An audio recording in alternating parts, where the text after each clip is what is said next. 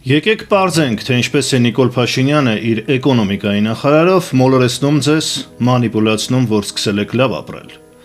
Տեսնենք, թե ինչ են հայտարարում, ինչ թվերից են խոսում տնտեսական աճերից։ Պապոյանը տեսանյութ է հրապարակել, ուր գրել է հետևյալը. Հայաստանում կա 822,622 աշխատատեղ։ Մեկ տարում ստեղծվել է 44,568 աշխատատեղ, հեղափոխությունից հետո ստեղծվել է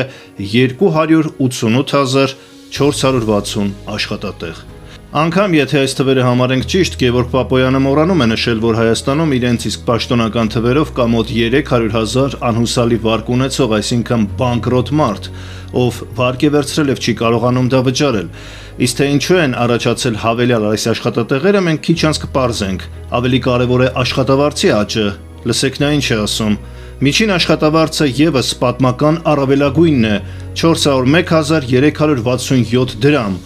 որը 2017 թվականի դեկտեմբերի նկատմամբ ավել է 186,387 դրամով։ Այսինքն նա ուզում է ասել, որ միջին աշխատավարձը ավելացել է ավելի քան 186,000 դրամով։ Հիմա կպարզենք այստեղ կեղծիքն ու մանիպուլյացիան որն է, սիրելի բարեկամներ։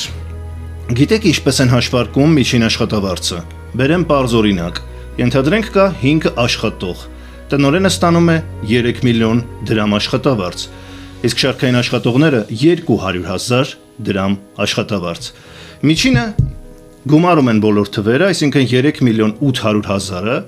բաժանում են 5-ի վրա եւ ստանում 760,000 միջին աշխատավարձ,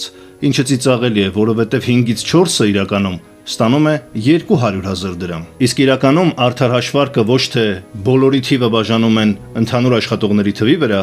այլ պարզում, թե 50% աշխատողները ավել կամ պակաս ինչքան են ստանում։ Արդար կլինի հետևյալը, որ 5-ից 4-ը ստանում է, քանի որ, այսինքն 50 + 1%-ը ստանում է 200,000 դրամ, ուրեմն միջին աշխատավարձը 200,000 դրամ է, այլ ոչ թե 760,000։ Հիմա Գևորգ Պապոյանը, Նիկոլ Փաշինյանը իրենց պարգևավճարները ավելացնելով միլիոններով, այսինքն մարդիկ ստանում են միլիոնից ավելի դրամ աշխատավարձ, ստանում են 9 միլիոն պարգևավճար, 11 միլիոն տարբեր պաշտոնյաներ բարձր աշխատավարձ են ստանում, բանկային ոլորտում, IT ոլորտում, այդ բոլորի աշխատավարձը գումարում են ընդհանուր աշխատողների թվի վրա,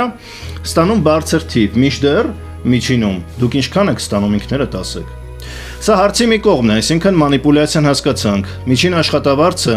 ոչ միայն այդքան չի աճել մեծամասնության համար, այլև գուցե նվազել է, եթե հաշվի առնենք գնաճը, ինֆլյացիան, թանկացումները։ Տեսեք, 2018 թվականի մայիսից մինչև այսօր, այսինքն ես այդ թիվն եմ վերցնում, որտեղ այդ թվականից է Նիկոլ Փաշինյանը դարձել իշխանություն, եղել է 27,7% գնաճ, թանկացում, ապրանքների միջինացված։ Այսինքն, հետևելով Գևորգ Պապոյանի թվերին, իրենց իշխանության գալու պահին Սերժ Սարգսյանի կառավարման վերջին շրջանում, ես թիվը ավելի հստակ կասեմ, այսինքն այդ գումարում հանումը եթե մենք անենք, միջին աշխատավարձը եղել է 214,980 դրամ, կլորացնենք 215,000 դրամ։ Եվ գնաճը հաշվի առնելով, սիրելի բարեկամներ, այդ 215,000-ը մոտավորապես այսօր արժե 275,000 մոտավորապես, այսինքն դուք 1000 դրամը նոմինալ, 18 թվականի 1000 դրամը, այսօր արժե 1270 դրամ։ Հետևաբար, եթե ձեր աշխատավարձը 60,000 դրամով մոտավորապես չի բարձրացել, ուրեմն դուք ստանում եք ավելի ցածր աշխատավարձ, 60,000 դրամով պակաս։ 60,000 դրամով ձեր աշխատավարձը արժեզրկվել է։ Ինֆլյացիան դա է, գնաճը դա է։ Այսինքն այստեղ խնդիրը այն չէ, որ թվերը ինչ-որ քանակով ավելանում է։ Մենք տեսանք երկու մանիպուլյացիա։ Բարձր աշխատավարձները պետական հավասարեցնում են սովորական աշխատողների աշխատավարձի թվի վրա են բաժանում քանակի, ստանում են բարձր թիվ, մինչդեռ մեծամասնությունը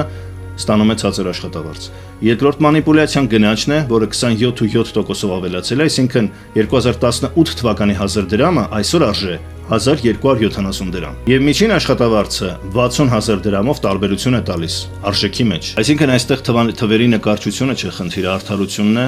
որպեսզի մենք հասկանանք, արդյոք մարդկանց բարեկեցությունը ավելացել է, արդյոք նրանք 1000 դրամով այսօր կարող են առնել այն, ինչ առնում էին 2018 թվականին, միանշանակ ոչ։ Ինչ վերաբերում է աշխատատեղերի ավելացմանը, ապա մենք գիտենք, որ Սերժ Սարգսյանի ժամանակ ընդունվեց որոշում հիպոթեկային վարկավորման եկամտահարկի հետ վերադարձի։ Դա խթանեց շինարարության ոլորտը, բնակարանաշինությունը,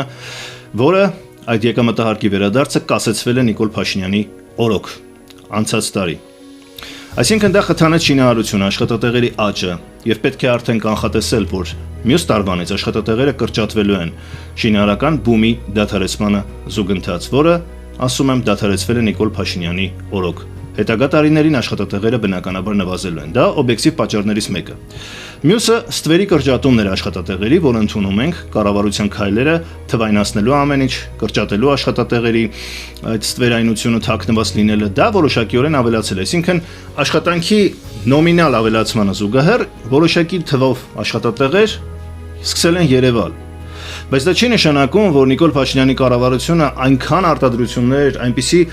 մեծ արդյունաբերական տնտեսական զարգացումներ է ապահովել, որ մարդիկ սկսել են թե աշխատել ավելի շատ, թե ավելի շատ վաստակել։ Ոչ։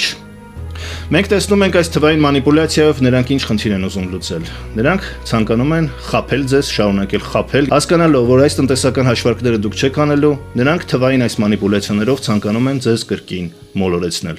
Դուք ինքներդ կարող եք օբյեկտիվորեն ասել սկսել եք լավ ապրել, թե ոչ։ Եվ պետք է նաև նկատի ունենալ, սիրելի բարեկամներ, որ կյանքը զարգանում է անկախ Նիկոլ Փաշինյանից, անկախ Սերժ Սարգսյանից եւ անկախ բոլորից։ Ռոբերտ Քոչարյանի օրոք ավելի լավ էր, քան Լևոն Տեր-Պետրոսյանի, Սերժ Սարգսյանի օրոք շատերի համար լավ էր, քան Քոչարյանի, եւ Նիկոլ Փաշինյանի օրոք էլ շատերի համար լավ է լինելու եւ կյանք ավելի մատչելի, հասանելի, քան Սերժ Սարգսյանը, եւ դա ոչ թե նրանց վաստակն է, այլ տեխնոլոգիական զարգացման վաստակն է։ Եթե դուք 2018 թվականին չէիք կարող նորմալ հեռախոս օրինակ բջջային գնել 450,000 դրամից պակաս կամ հեռուստացույց, տեխնիկա, չէիք կարող ճամփորդել ավելի մատչելի գներով, որովհետև կյանքը թանկ էր, այն իմաստով, որ ծառայություններն էին գլոբալ թանկ։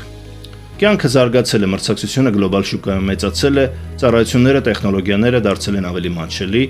եւ դա օբյեկտիվ զարգացում է, որը կախված չէ ոչ մի կառավարությունից։ Եվ դա նրանք փորձում են վերագրել իրենց, ասելով, որ դուք ունեք օրինակ հեռախոս, ավտոմեքենա, վիզերի էժան տոմսերով կարողանում եք ճամփորդել եւ այսպես շարունակ։ Եվ դա անձնական նրանց ներդերման եւ նրանց աշխատանքի որակի հետ բացարձակապես կապ չունի, դա գլոբալ փոփոխություն է, հիմնականում տեխնոլոգիական IT ոլորտում։ Եվ ցածր աշխատավարձ ունեցող պետական աշխատողները օրինակ ազատ ժամերին կամ ազատ օրերին տաքսի են քշում, սկսում ավելի շատ վաստակել, Նիկոլ Փաշինյանը համարում է, որ նրանք սկսել են լավ ապրել։ Մինչդեռ նրանք ինչու պետք է տաքսի քշեին, բայց տեսնում ենք, որ տեխնոլոգիական լուծումներով, IT ոլորտով, այդ ծրագրերով, application-ներով մարդիկ հնարավորություն ունեն հավելյալ եկամուտ ունենալու, եւ դա ոչ թե Նիկոլ Փաշինյանի կամ Գևորգ Պապոյանի կառավարության շնորհքն է, այլ տեխնոլոգիական զարգացման շնորհքն է։ Ես առանձին եմ ուզում շեշտել, որպեսզի նույնիսկ այն օբյեկտիվ դրական փոփոխությունները, որ կան յուրաքանչյուրի կյանքում, բացարձակապես կապ չունեն Նիկոլ Փաշինյանի եւ նրա ենթակաների աշխատանքի հետ։ Թույլ մի տվեք, որպեսզի ձեզ մոլորեցնեն։